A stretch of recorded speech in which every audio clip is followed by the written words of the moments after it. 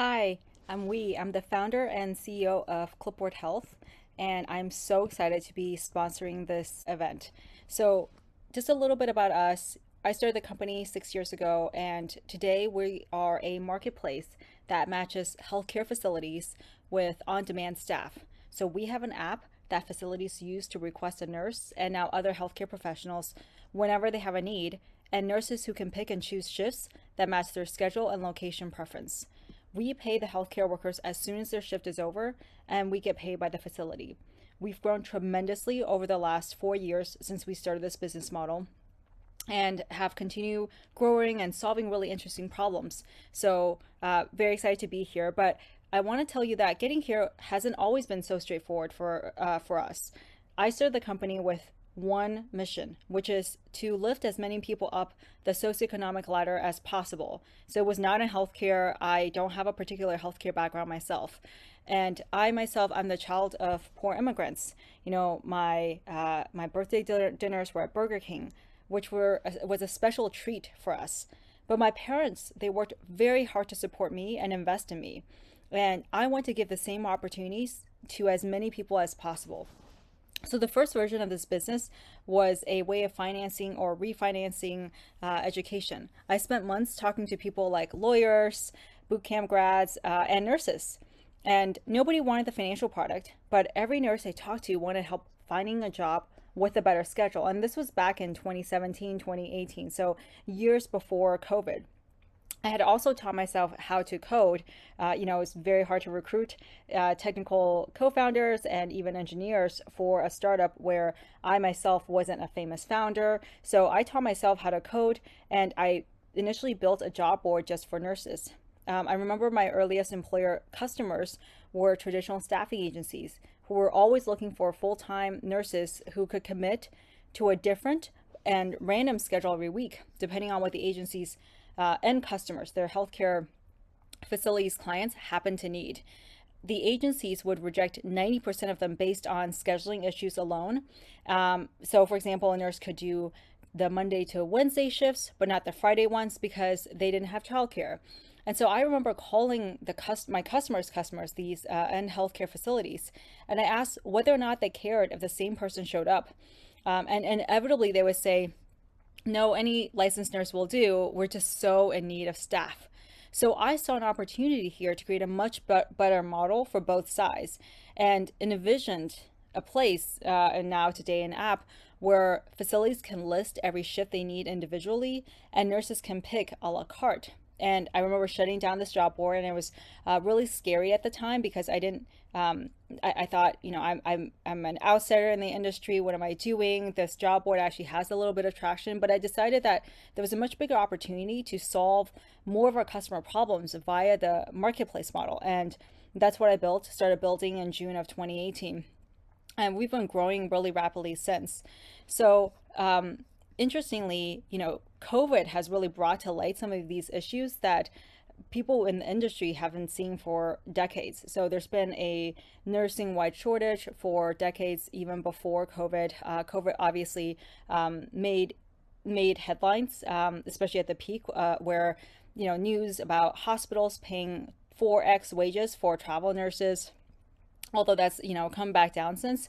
But I think what it's highlighted for me is that this trend of enabling workers to have more flexibility in their schedule, paying them faster, giving them more access to economic opportunities, those are trends that are going to continue. It may have been accelerated by the pandemic, but it's something that's going to continue because nurses are retiring. We have older people making up a bigger portion of the population. I recall something like 1 in 5 people are going to be over the age of 65 in the next decade or so, and half the nurses are going to be retired by then if they haven't quit already. And so you're going to see this shift, whether it's in a hospital setting, in a nursing home, in a rehab center. People want more flexibility, more choice in terms of where they're going to work. And that's something that I'm excited for us as a company to continue tackling. I think oftentimes people think, oh, this is a health tech company, and that's true to a certain extent because we certainly service those customers. But at the end of the day, most of the problems that we solve on a day-to-day basis are not specific to healthcare. I think what's really interesting is that many of the operating models that we've built internally are actually applicable to other types of business models, software as a service business models, and of course, marketplace models. Because, for example, some of the problems that we solve and continue solving are around pricing. How do you price shifts? And in healthcare, at least previous to now, there's this concept of weekend shifts, night shifts may be worth more, and so we'll pay nurses more for those, but other shifts are sort of set at a flat rate.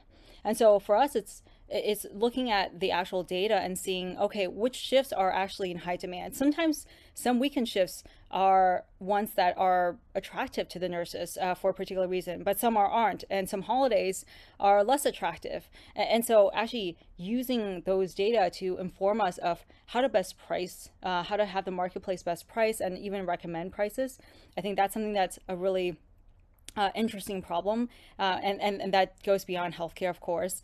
And then you have things around how do you onboard people faster. Obviously, healthcare is a regulated industry, and so we want to make sure that all of the workers who go into a facility have the proper credentials. They have the license, they have the physicals, the TB tests, but every single type of company or facility requires different sets of documents. So how do you streamline that process so that it's not too onerous on the actual healthcare workers while satisfying all the compliance requirements of healthcare facilities? So, we've had to do work around automation in this area, around machine learning, so that we can really bring the onboarding experience down from, say, weeks to a matter of hours.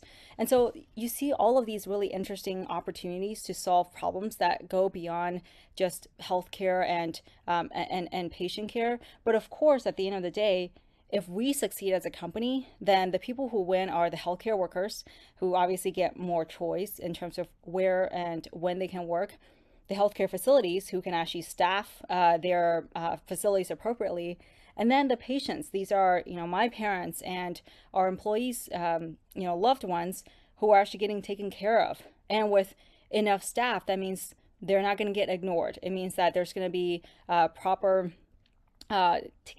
care that's going to be given to each patient, instead of having a particular healthcare worker running around trying to help 30 patients at once, but inevitably forgetting one because there's just too many patients to go around. And then, of course, it becomes this vicious cycle, because if you have too many patients, then as a nurse, you are going to be burnt out. You're more likely to quit, and that exacerbates the nursing shortage problem to begin with.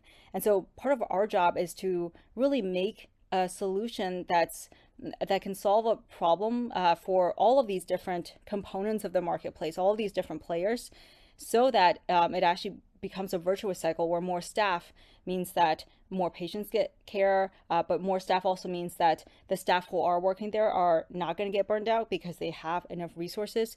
They can actually give patients the care they want, which is why they decided to be a healthcare worker, many of them in the first place. And so I'm just so excited for the future of the company. And beyond the marketplace model, we are now working on other interesting products for existing customers, but also for new customers in the industry. One of the things that I think about as a business is how, every time you come up with a new model or a new way of doing things, inevitably it's going to become a commodity or people get used to it. And our job is to never be complacent with how we're doing today. It's always thinking ahead on what else could we be doing for the customers? What are other problems that they have that we could be solving that we're not solving for today? And a portion of the company is always spending some of its time on figuring out, looking ahead and figuring out where do we see the market going, and therefore how do we actually get there faster? How do we essentially pull back the timeline and say, we thought this was something that's going to exist in 5 years. How do we get that to exist in 2 years, in 1 year? And so 20% of the company is now working on new products I'm super, super excited about, that complements both existing marketplace, but also just brand new products to help our customers' lives. So with that, thank you so much. And I'm really excited to meet some of you all.